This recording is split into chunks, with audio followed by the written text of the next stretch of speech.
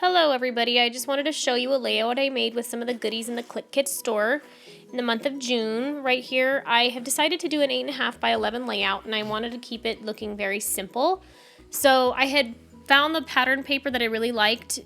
It kind of looked like arrows, so I cut those out.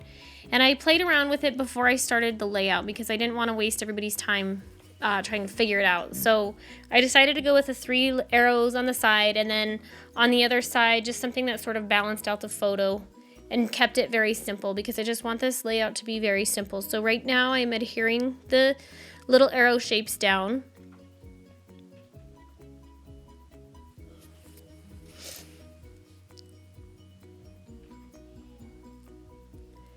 And then I'm going to adhere the little rectangles and the photo.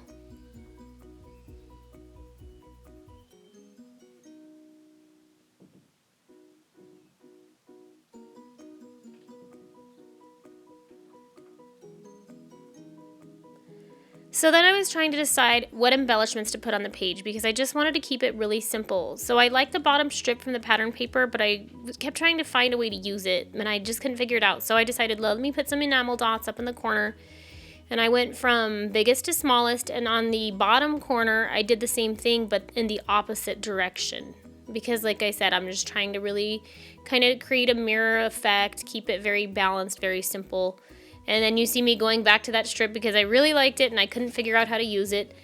So I decided to put the letter stickers down, and I was going to make the title the date, and I started to stick them down, and I wasn't sure where I wanted to place them. Did I want to place it on top of the pattern paper? And I decided to go ahead and just place it next to the photo. You can see I tested it, how it would look on the bottom, and I decided that I liked it. So that's how I decided to put it on there.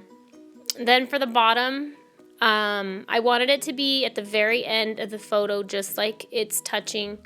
So I started with the letter E at the end, and I often do that so I can make sure that the letters are placed where I like them, so that I usually do go backwards a lot of times, or I'll start in the middle of a word. If I want it to be in the middle, centered on a page, I'll start in the middle of the word, and then I'll go out from each side. Then you can see I finally figured out what to do with those little strips, and since this layout is very clean, very simple, I did go ahead and cut the strips that I was using. I measured them pretty much as close as I could get. Didn't have to be exactly perfect, but I didn't want to rip this time, and I usually just rip it and kind of make it messy. It's, who cares, but that wasn't the look I was going for this layout.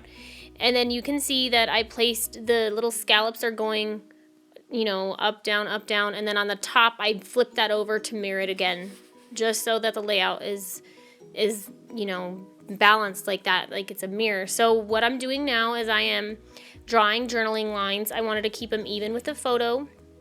I didn't measure how far apart, I just made them. And I always like to do my journaling like this, not always, but a lot of times, because it's just a really simple way to add journaling, and it looks really good on the page. So there's my journaling. I'm finishing it up, and here's some close-ups of the layout. I hope you enjoyed watching. Thank you for stopping in.